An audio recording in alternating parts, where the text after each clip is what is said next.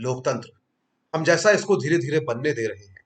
कुछ वक्त बाद अगली पीढ़ी के लिए ये सिर्फ चुनाव, पार्टी हार और जीत और सरकार के फैसले रह जाएगा।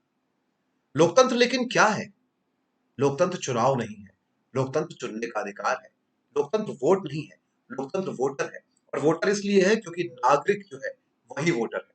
लोकतंत्र बहुमत की जीत नहीं है। उसका शासन नहीं है। वो अल्पमत का सम्मान भी है। उसको उसके लिए अपनी बात रखने की आजादी भी है। लोकतंत्र सत्ता नहीं है। सत्ता का निर्माण नहीं है। लोकतंत्र विपक्ष है। क्योंकि विपक्ष के बिना लोकतंत्र नहीं हो सकता। वो राजतंत्र है।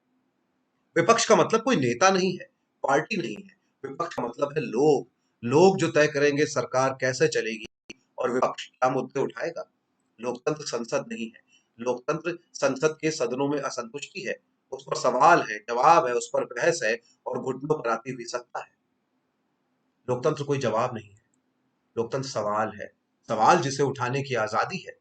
सवाल जिसे पूछे जाने का साहस है।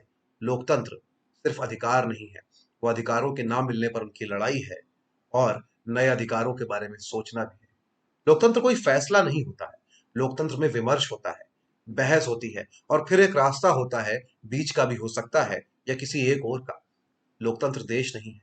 लोकतंत्र सरकार नहीं है। प्रधानमंत्री या कैबिनेट या राष्ट्रपति भी नहीं है। लोकतंत्र है इन सब पर सवाल करने की आजादी। लोकतंत्र में चुने गए पर सवाल ना उठाना लोकतंत्र से अन्याय और धोखा है। लोकतंत्र का अर्थ ही ये है कि जिसको हमने अपने खर्च पर नियुक्त किया है, उसकी परफॉर्मेंस पर, उसके प्रदर्शन पर, उससे सवाल करें। लोकतंत्र का अर्थ है लोगों का शासन, लोगों का विपक्ष, लोगों की नीतियां। और लोक का अर्थ सिर्फ वो लोग नहीं है जो सत्ता पक्ष की ओर हैं या बहुमत में हैं। वो लोग भी हैं जो अल्पसंख्यक हैं, अल्पमत हैं, किसी और नहीं है। लोकतंत्र धर्म मानने की आजादी भर नहीं है। लोकतंत्र धर्म ना मानने की आजादी भी है। वो धर्मनिरपेक्ष होकर ही लोकतंत्र हो सकता है।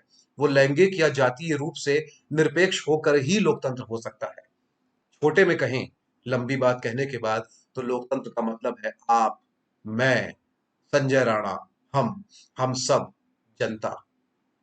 जनता ही सरकार है। जनता ही असली विपक्ष है।